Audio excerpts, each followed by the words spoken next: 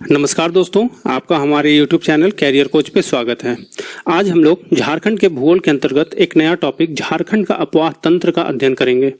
दोस्तों, यह झारखंड के किसी भी प्रतियोगी परीक्षा के लिए काफी महत्वपूर्ण है, क्योंकि यहाँ से हमेशा 1 या 2 सवाल पूछा गया है। तो इस टॉपिक को हम अच्छे से कवर करेंगे और कोशिश करेंगे कि इसे मैप के सहारे अध्ययन करें। तो चलिए दोस्तों, शुरू करते हैं। हम लोग जानते हैं कि झारखंड जो है एक पठारी भाग है और यहाँ सोन को छोड़कर सभी नदियां जो है बरसाती है। बरसाती कहने का अर्थ हुआ कि बरसात के समय इनमें पानी तो रहती है, परंतु अन्य ऋतुओं में जो है वह पानी बहुत कम हो जाता है दोस्तों। तो अगर हम लोग नदियों को अगर बांटने का प्रयास करें दोस्तों झारखंड में, तो उसे हम लोग 2 भागों में बांट सकते हैं।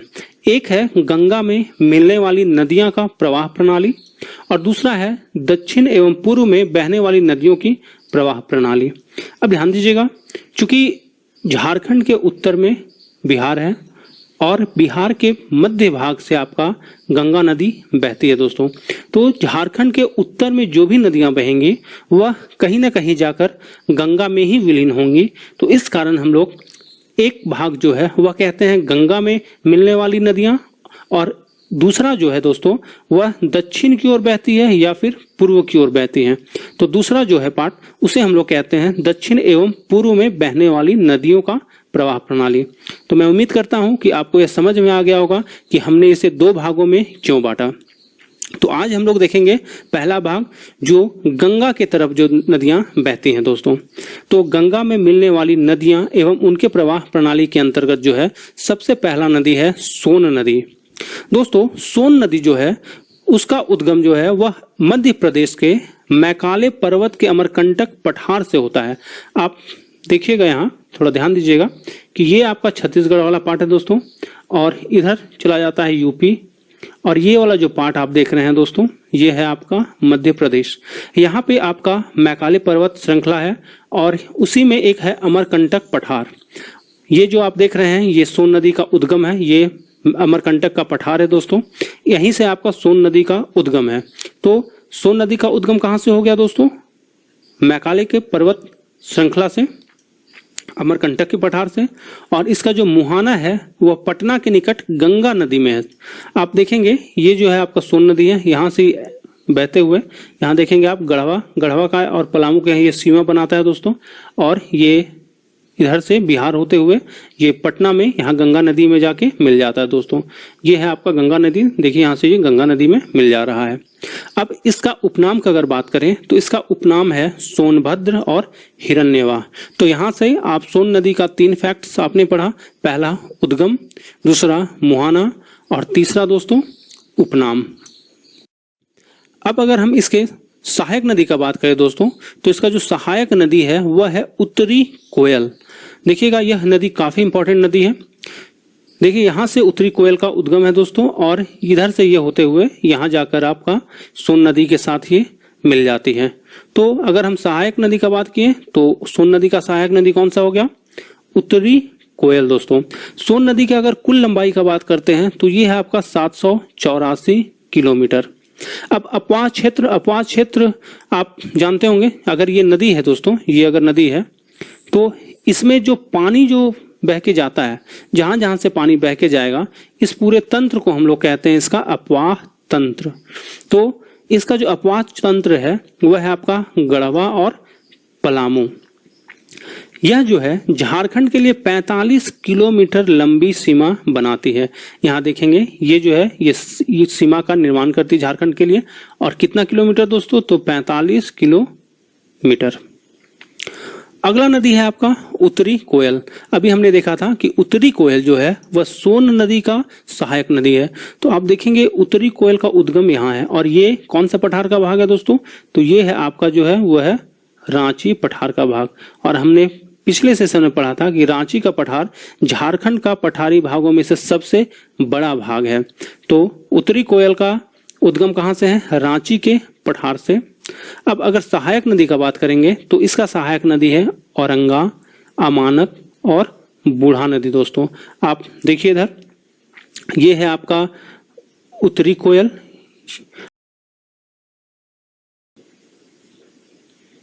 और दोस्तों यह है आपका औरंगा नदी।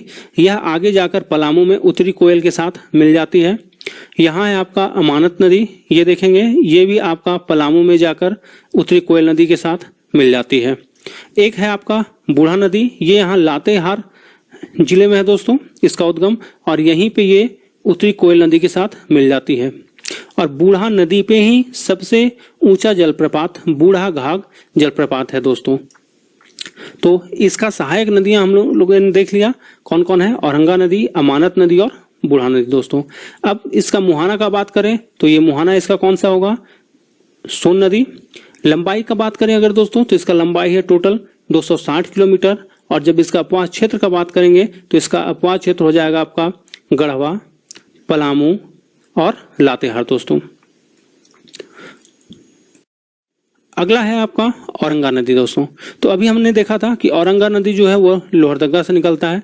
लोहरदगा के किस प्रखंड से दोस्तों, तो किसको एक प्रखंड है लोहरदगा में, वहां से इसका उद्गम है दोस्तों।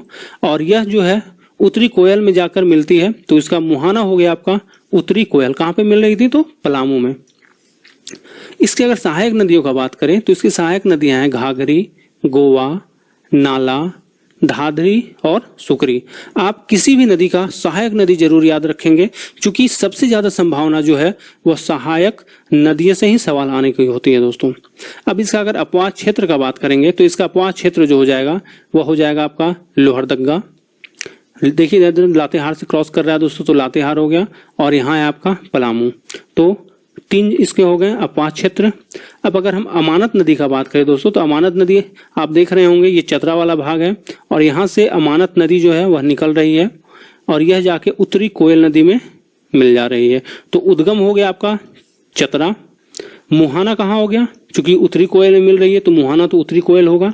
अब अगर इसका सहायक नदियों का बात करेंगे दोस्तों तो जिंजोई, जमुनिया, खैरा, चाको, माइला, सलाही और पाटन, ये सब नदियां जो है वो है इसकी सहायक नदियां। अब अगर अपवाह क्षेत्र का बात करेंगे दोस्तों तो देखेंगे आप यहाँ ये चतरा से निकलती है और पलामू में मिल जाती है। तो अपवाह क्षेत्र सिर्फ कौन हो गया इसका, तो चतरा और पलामू दोस्तों। अब आगे बात करते हैं दोस्तों, ये है आपका पुनपुन नदी।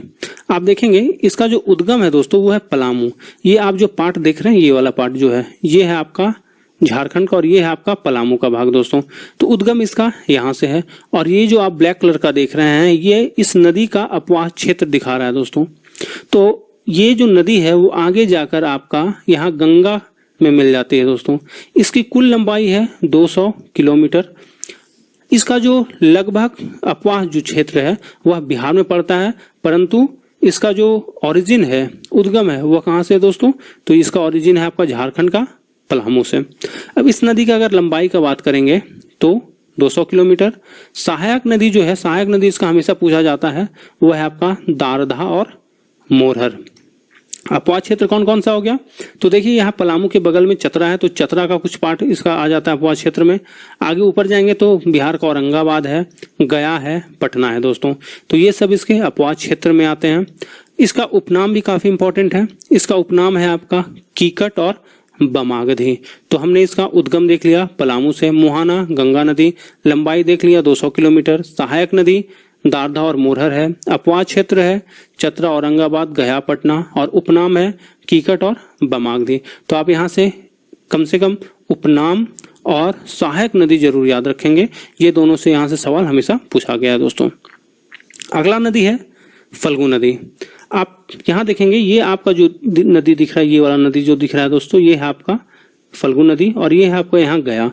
आप देखेंगे इसका जो ओरिजिन है वो इस भाग से है दोस्तों, ये वाला भाग जो है। तो इसका ये जो भाग है दोस्तों ये है आपका छोटा नागपुर का पठार, ये पूरा, यानी इसका जो उद्गम है दोस्तों वो है छोटा नागपुर के पठार का उत्तरी भाग से। कौन सा भाग से, तो उत्तरी भाग से। मुहाना कहाँ है दोस्तों, तो ये नदी जो है आगे जाके इसी पुनपुन में मिल जाती है, यानी इसका मुहाना हो गया आपका पुनपुन नदी। सहायक नदी की अगर बात करें तो यहाँ 2 नदियां इसके सहायक नदियां हैं। एक है आपका निरंजना, जिसे कहीं कहीं लीलाजन भी कहा जाता है दोस्तों, और एक है आपका मोहना, यानी ये 2 नदियां जो हैं इसकी है सहायक नदी दोस्तों। इसका उपनाम है अंतः सलीला। काफी इंपॉर्टेंट सवाल है, यहाँ से पूछा जाता है अंतः सलीला। अब इस नदी की जो विशेषता है वह यह है कि पितृपक्ष में जो है देश के विभिन्न स्थानों से लोग यहाँ पे स्नान करने के लिए और पिंडदान करने के लिए आते हैं। तो कब आते हैं दोस्तों? तो पितृपक्ष के समय। ये काफी इंपॉर्टेंट यहाँ से सवाल बनता है दोस्तों। अगला नदी है आपका सकरी। उद्गम अगर का बात करें इसका तो आप देखेंगे ये है आपका सकरी नदी, यहाँ से उद्गम है इसका। और ये वाला जो पूरा पार्ट आप देख रहे हैं, ये वाला जो पूरा पार्ट ये आता है आपका उत्तरी छोटा नागपुर के पठार में दोस्तों। यानी इसका जो उद्गम होगा वह हो जाएगा उत्तरी छोटा नागपुर का पठार से। ये मिलेगी कहाँ पे? तो देखेंगे ये ऊपर जाता है ऐसे दोस्तों, और यहाँ से चूंकि गंगा नदी ऐसे बहती है दोस्तों, तो ये गंगा नदी का जो ताल क्षेत्र जो है, इधर वाला क्षेत्र जो है, उसमें ये जाकर मिल जाती है। यानी मुहाना इसका क्या हो गया दोस्तों? तो गंगा नदी का ताल क्षेत्र। अब अगर सहायक नदियां का बात करें तो यहीं पे एक नदी है दोस्तों क्यूल और मोरहर। तो दो नदियां हैं इसकी सहायक नदियां। यहाँ से भी इंपॉर्टेंट सवाल पूछा गया हमेशा। इसका उपनाम का अगर हम बात करें तो इसका उपनाम है सुमागधी। क्या है? तो सुमागधी। अब इसकी विशेषता क्या है? आप इसकी विशेषता इसे बोले या कुछ और बोले, इसकी विशेषता है आपका मार्ग बदलने के लिए कुख्यात है। जैसे कि आपका बिहार में कोसी नदी मार्ग बदलती है, उसी प्रकार जो है सकरी नदी भी जो है वो मार्ग बदलने के लिए कुख्यात है दोस्तों। ये कुख्यात है। अगला नदी है दोस्तों कन्हर नदी। इससे जेपीएससी में भी सवाल पूछा गया था दोस्तों। इसका उद्गम है छत्तीसगढ़ के सरगुजा से। तो आप ये वाला पार्ट देख रहे हैं, यहाँ है सरगुजा, छत्तीसगढ़ में पड़ता है दोस्तों। यहाँ से इस नदी का उद्गम है, ये है आपका कन्हर नदी। मुहाना है इसका नदी, मुहाना है इसका सोन नदी दोस्तों, जो कि उत्तर प्रदेश में जाके यहाँ पे मिल जाती है ये। और यह नदी जो है दोस्तों वो सरगुजा का गढ़वा से 80 किलोमीटर तक की सीमा बनाती है। ये आप देख रहे हैं, ये वाला ये जो पार्ट है ये आपका सीमा है दोस्तों, जो कि गढ़वा और सरगुजा को 80 किलोमीटर तक ये बांटती है। यह नदी गढ़वा में भंडरिया प्रखंड में प्रवेश करती है। ये जब यहाँ प्रवेश करती है वो कौन सा प्रखंड है? तो ये है आपका भंडरिया प्रखंड दोस्तों। यहाँ से ऊपर ये जाएगी, यहाँ है आपका रंका प्रखंड, और यहीं से ये ऊपर जाएगी दोस्तों, तो यहाँ है आपका धोधरी प्रखंड दोस्तों। देखिए धोरकी प्रखंड है दोस्तों यहाँ पे। तो ये 3 प्रखंड से होकर गुजरती है और उसके बाद जो है वह उत्तर प्रदेश में सोन नदी में जाकर यह मिल जाती है दोस्तों। अगला नदी है चानन नदी। ध्यान दीजिएगा, ये जो आप नदी देख रहे हैं ये वाला, ये है आपका चानन नदी दोस्तों। तो इसका भी चूंकि उद्गम है वह यहाँ से हो रहा है। तो ये जो पार्ट आप देख रहे हैं ये है आपका छोटा नागपुर का पठार का उत्तरी भाग। अब ये जो नदी था ये है आपका कौन सा नदी दोस्तों? तो सकरी नदी। तो ये चानन नदी जाकर कहाँ मिल जा रहा है? सकरी नदी में। यानी चानन नदी का मुहाना कहाँ हो गया? तो सकरी नदी दोस्तों। और इसका उद्गम कहाँ था? तो छोटा नागपुर का पठार। अब इसका कुछ उपनाम है, तो इसका उपनाम है पंचाने, पंचानन। ऐसा क्यों? क्योंकि ये 5 धाराओं से मिलकर बना है। यह नदी कितने धाराओं से मिलकर बना है दोस्तों? तो 5 धाराओं से मिलकर यह नदी बना है दोस्तों। अगला नदी है बूढ़ा नदी।